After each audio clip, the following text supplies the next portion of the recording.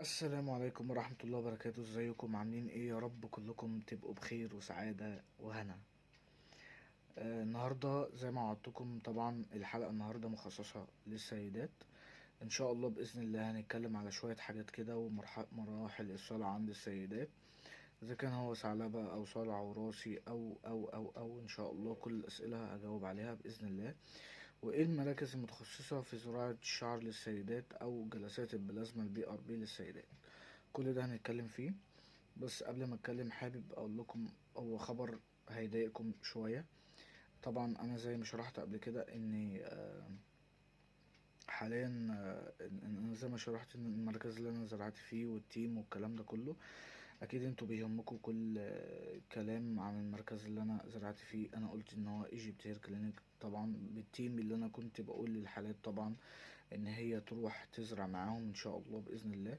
بس دلوقتي حاليا هو التيم مش متواجد، فمحدش يا جماعة يروح دلوقتي غير لما التيم ان شاء الله يرجع تاني، ان ما شاء الله التيم ما بيقعدش في مصر كتير. تمام. فدايما بياخد كورسات في تركيا ولبنان، وانا قلت قبل كده. وكمان عايز أقول لكم على حاجة، اللي حابب يا جماعة يتابع معايا ان شاء الله باذن الله يتابعنا على الخاص. يعني ان شاء الله باذن الله انا محضر لكم مفاجأة كبيرة جدا وحلوة جدا هتعجبكم. تمام. بس بعد اذنكم الناس اللي محتاجة مساعدة في اي حاجة وانا هبقى معاكم، وانتوا عارفين ان انا اخوكم الصغير او اخوكم الكبير طبعا على حسب. يجي يرجع لي الاول قبل ما يعمل اي حاجة، يعني عشان خاطر بس ما نعملش حاجة احنا نرجع نندم عليها، او ناخد افكارنا من دماغنا ونروح اماكن تانية ونرجع تاني نقول يا ريتنا ما عملنا كده. فبعد اذنكم اللي محتاج مساعدة او محتاج اي حاجة وعاوز الموضوع ان شاء الله باذن الله بعد ربنا سبحانه وتعالى ينجح، يتابعني في الاول ويقول لي انا عاوز اعمل كذا كذا، ورقمي عندكم طبعا انا بكتبه في كل فيديو، لو ما كتبتوش في فيديو بكتبه في كومنت عندكم طبعا. والله العظيم انا مش بقصر معاكم في حاجة. فبلاش بعد كده نروح من دماغنا اي اماكن، او نروح في وقت انا ما قلتش لحد يروح فيه. فعشان كده بعد كده ما يرجعش يندم على حاجة وحاجة كبيرة ودفع فيها فلوس ويخسروا الكلام ده كله. الناس اللي متابعاني عارفاه، لان انا ببقى واثق في الموضوع، وهوجهه لفلان وفلان، ببقى عارف انا بوجه ايه وبعمل ايه. فبعد اذنكم اللي عايز مساعدتي بعد ربنا سبحانه وتعالى يدخل لي على الخاص طبعا على الواتساب، وانا اقدر اوجهه في المكان اللي انا عارفه وواثق فيه والناس اللي انا عارفها وواثق فيها. غير كده محدش يرجع يقول لي يا جماعة الحقني يا احمد انا عملت واحد اتنين تلاتة فمش عارف ان انا اعمل ايه. فانتوا كلكم على دماغي واخواتي، بس يعني انا بقول لكم نصيحة من اخ لاخواته. ارجعوا لي الاول يا جماعة بعد ربنا سبحانه وتعالى، وان شاء الله انا هقدر افيدك زي ما افدت نفسي ويمكن اكتر كمان ان شاء الله باذن الله. طيب هنرجع تاني لحلقتنا. السيدات طبعا انا هعرض عليكم صور دلوقتي، كل صورة مختلفة عن التانية بالنسبة لزراعة شعر السيدات. وطبعا في زراعة شعر السيدات، لان في ناس كتير قوي بتقول ان هو مفيش زراعة شعر للسيدات، او بتستكفى بالحقن البلازما بس، او بجلسات البلازما او الكلام ده كله. او في جلسات تاني برضو بتستفاد منها، او زيوت طبيعية او الكلام ده كله. لا، هو في سيدات بينفع معاها جلسات بلازما بي ار بي، وفي سيدات ما ينفعش معاها، لان في بعض الحالات ما تنفعش معاها غير الزراعة. طبعا متوفر الحمد لله ان شاء الحمد لله. وطبعا بيبقى مركز غير مركز المركز غير المركز اللي هو بيزرع للرجال، ده مركز وده مركز. بس بالنسبة للحقن والجلسات والكلام ده كله على حسب الكشف، بعد ما بنكشف على الحالة بنقول ان هي محتاجة جلسات او محتاجة زراعة على طول، وبندخل في المرحلة. طبعا عدد الجلسات بيبقى 12 جلسة على 12 شهر، يعني سنة كاملة. بتاخد كورس اسمه بي ار بي او ميزو سيرابي. ده بيبقى طبعا مفيد جدا للسيدات، وبيجيب ان شاء الله نتيجة لو الحالة مش محتاجة زراعة. طيب لو الحالة محتاجة زراعة، طبعا بتعمل فحوصات زينا بالظبط، اللي هي التحاليل والاشعاعات والكلام ده كله، عشان خاطر ان هي تقبل على عملية زراعة الشعر بعد التأكد ان شاء الله ان هي سليمة خالص ما فيهاش اي حاجة. بعض الحالات، يعني انا هنزل لكم الصور طبعا عشان انا بصور دلوقتي الفيديو، هقول لكم على كل صورة ده ينفع زراعة وده ينفع جلسات والكلام ده كله، ان شاء الله يبقى سهل وبسيط جدا. بالنسبة للناس اللي كانت بتسألني على هل متوفر زراعة شعر في مراكز للسيدات، طبعا متوفر جدا. حضرتك انا بسيب رقمي، لو حضرتك محروجة من ان انت تتواصلي معايا او الكلام ده، ممكن تخلي اي حد عن طريق زوج حضرتك او اخو حضرتك او اي حد يتواصل معايا، انا ما عنديش مشكلة. ولو حضرتك هتتواصلي انا برضو ما عنديش مشكلة، انا هوصلك بالمركز الخاص بزراعة السيدات ان شاء الله، ونوصل لحاجة محترمة بإذن الله. وهنشوف الحالة محتاجة زراعة ولا محتاجة حقن BRB وميزوثيرابي، طبعا على حسب حالة حضرتك. تمام. الصور اللي قدامكم طبعا بينت كل حاجة، اللي محتاج فعلا زراعة واللي محتاج دواء او حقن او الكلام ده كله، لان هما الحاجتين دول اللي ممكن يجيبوا نتيجة مع السيدات ان شاء الله باذن الله. طيب الناس اللي بتقول يا جماعة المينوكسيديل والهير لوشن والكلام ده كله، اقسم بجلال الله انا زي ما قلت لكم قبل كده، انا جبت كل الحاجات ديت قبل الزراعة ما جابتش معايا نتيجة خالص، لان المينوكسيديل ده مضر ببوصلة الشعر، مضر ببوصلة الشعر. طب ايه اللي انا ممكن استخدمه لتقوية الشعر وليس منع التساقط او الصلع الوراثي؟ ايه اللي انا ممكن استخدمه؟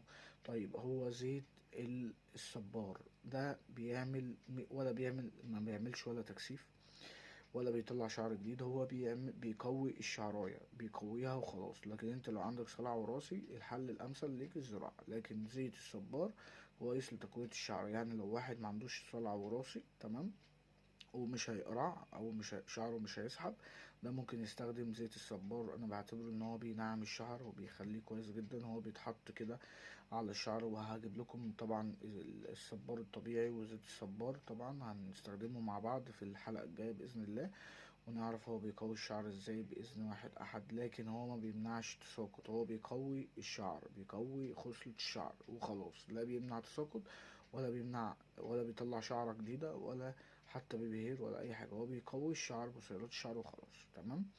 لحين فترة صلعها، وبتقع عادي طبيعي جدا لو عنده صلع وراثي. طيب بعد كده، بعد ما نقعد سنتين وتلاتة وأربعة، هل الشعر القديم أو الشعر الجديد ممكن يقع؟ لا ما بيقعش. أنا هو بقالي سنة أنا بقالي قد إيه، سنة ونص بالظبط، الشعر تقيل وزي الفل الحمد لله، ما بيقعش. هو بس التساقط الطبيعي زي ما احنا عارفين ان احنا بيقع منا كل يوم في حدود من 50 ل100 شعرة، وبيطلعوا شعرة جديدة طبيعي خالص مفيش أي حاجة. وطبعا المنطقة المنحة ديت يا جماعة ممكن ناخد منها مرة واتنين وتلاتة على حسب قوتها، أكيد انتوا عارفين الكلام ده كله طبعا. طيب أنا برضو عايز أتكلم في موضوع السجاير يا جماعة. أول شهر بالله عليكم، أول شهر من العملية محدش يشرب سجاير، محدش يشرب سجاير اول شهر. استحمل يا عم شهر ونص، خلاص هيجرلك حاجة يعني لو شربت السجاير؟ ارجوكم اتبعوا التعليمات. طيب ايه الحاجات اللي انا باكلها خلال الاول شهر ونص وشهرين؟ باكل خضار، باكل اي حاجة فيها خضار طبعا، ببعد عن الشطة والحوادق والكلام ده كله. باكل خيار وجزر بس بالراحة جدا، بتقشر الخيارية خالص، الجزر لا، اي حاجات ناشفة لا. الحاجات الطرية ممكن اكلها عادي. التفاح المسلوق مهم جدا، بتقشره هو بيبقى عامل زي البطاطس المهروسة كده بتاكله، ده مهم جدا، فيه كالسيوم وفيه فيتامينات للشعر هايل جدا. الجرجير مهم جدا، الجرجير مش الزيت يا جدعان مش تبقوا بص عارفين، لا الجرجير الطبيعي كويس جدا مع الاكل كده. تمام. والغذاء المشوي بلاش فسفور زيادة، يعني ممكن مثلا مرة في الأسبوع فسفور سمك أو جمبري أو كده، بس ما تزودش منه، لأن هو بيعمل حالة هيجان في كل حاجة زي ما انتوا عارفين. في الشعر برضو بيعمل حالة هيجان، بيفر الشعر خالص، مش محبوب يعني. فراخ مسلوقة، شوربة خضار مسلوقة، شوربة. ما ابعد عن اي حاجة فيها حوادق، يا ريت ما تحطش ملح على الاكل اول شهر اول 15 يوم. تمام، يبقى ملح خفيف، ابعد عن الشطة والحوادق والفلفل الحراق.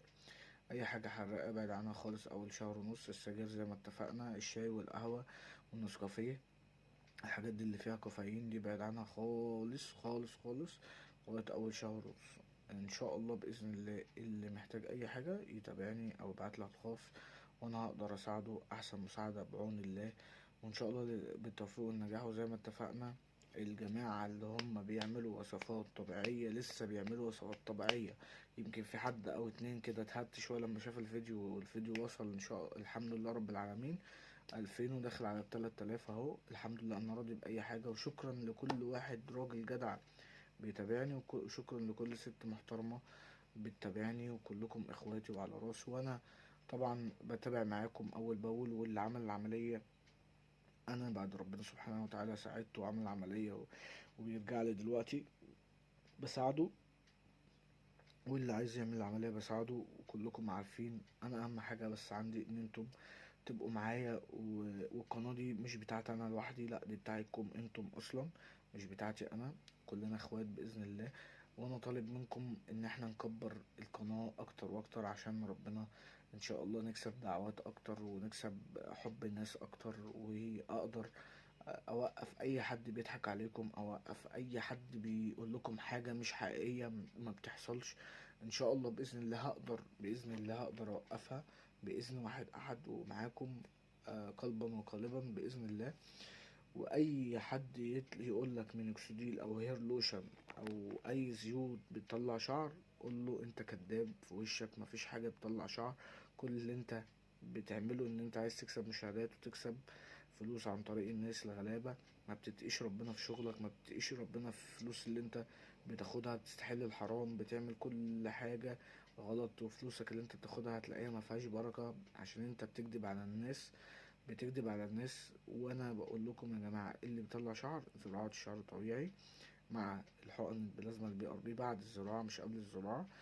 تمام. لو انا ما عنديش صلع وراثي مثلا وعندي حته خفيفه كده مثلا وما عنديش صلع وراثي مثلا، خلينا نوصفها كأن الحته دي ما فيهاش شعر مثلا، ممكن استخدم فيها بلازما ويطلع فيها بيبي هير، وبعد كده يطول عادي جدا لان انا عالجت الشعر البصيلة وعالجت الشعر اللي حواليها وبيكتر معاها مع بيقضي لو انت ما عندكش صلع وراثي.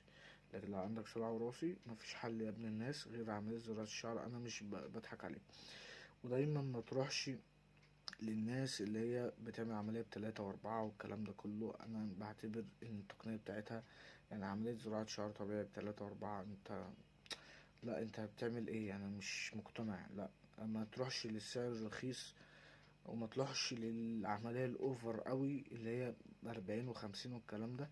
ما تروحلوش برضو، خليك في المتوسط اللي احنا نقدر ندفعه، اللي احنا نقدر بدل ما نجيب تليفون ايفون لا نروح نعمل عملية زراعة شعر ونخلي شكلنا كويس ونعرف ناخد ثقة في نفسنا. لان الصلع الوراثي ده يا جماعة عقدة نفسية. انا والله العظيم لما كنت عندي صلع وراثي ما كنتش بعرف اقف قدام المراية، ما كنتش بعرف اعمل اي حاجة في حياتي، وكون نفسي مسدودة ولا بعرف البس واتشيك. وكل شوية بقى اروح مستخدم توبيك ومستخدم بودرة وكحل وكحل اسود وحاجة يعني حاجة هم كده. وراسي كانت بتتعب قوي، كانت بتتعب قوي من كتر الفرق والزيوت والمينوكسيديل والهير لوشن والحاجات دي كلها اصلا ما بتجيبش نتيجه. لا الصراحه انا مستخدمتش هير لوشن، بس استخدمت المينوكسيديل. ما يعملش اي حاجه، بيعمل ريحه كده غريبه، تحس ان انت هيطلع لك شعر وهيطلع لك شعر كتير وبتاع وهتبقى. لكن هو ما بيعملش اي حاجه، هو ما بيفيدش حاجه، ما بيفيدش حاجه يا جماعه. ولو حد استخدمه اقسم بالله هيفضل يستخدمه طول عمره. عشان تبقى عارف، لو استخدمت المينوكسيديل من غير ما تعالج الصلع الوراثي اللي عندك هتستخدمه طول عمرك، هتفضل ماشي عليه طول عمرك. خلي بالك. اللهم اني قد بلغت اللهم فاشهد. لو استخدمت المينوكسيديل ومشيت عليه، مشيت عليه اكتر من سنة، هتضطر ان انت تستخدمه طول عمرك، مش تقدر تستغنى عنه. ولازم تستخدمه مرتين او ثلاثة. انا بالنسبة لي تعمل عملية زراعة شعر يا عم وتخلي الدنيا تمام مع الحقن والكلام ده كله، وبعد كده تغسل سنانك مرتين في اليوم احسن من انت تستخدم حاجه ما ملهاش اي فايده. فيا جماعه، والدكاتره كمان اللي بتكتب المينوكسيديل بتكتبه لحالات معينه، تمام، عشان هو استخدمه وقعد بيه سنه، تمام. فما تخليش حد يضحك عليك ويقول لك ان هو يطلع بيه بير او يطلع شعر. الكلام ده ممنوع مرفوض والله العظيم. اللهم اني قد بلغت، اللهم فاشهد. انا كده عملت اللي عليا معاكم، وان شاء الله باذن الله باذن الله الحلقه الجايه هنتكلم عن مزيد الصبار، وهجربه معاكم واقول لكم بيعمل ايه ان شاء الله باذن الله. وهجربه معاكم، مش هقول لكم على الوصفه على هنا ومش هحط حاجه على شعر، لا انا هجربه معاكم، عشان لو انا كداب ابان كداب واذي شعر. لو انا مش كداب يا عم، انا الحمد لله ما بكدبش. وهتشوفوا كل حاجه، ومعاكم كل حاجه ان شاء الله باذن الله هتتم. وربنا يا رب، كل واحد بيدعيلي دعوة حلوة ربنا يكتبها من نصيبي ان شاء الله. وانا نفسي بس القناة تكبر بيكم ونبقى عزوة كده ولمة وبتاع. وان شاء الله انا معاكم، اي سؤال انا هرد عليه، وتابعوني على الخاص. اي حد عنده استفسار انا تحت امره وعلى دماغي من فوق. والله العظيم كلكم اخواتي وكلكم حبايبي اقسم بالله. يلا تصبحوا على الف خير. كان معكم احمد ميدو اخوكم حبايبي.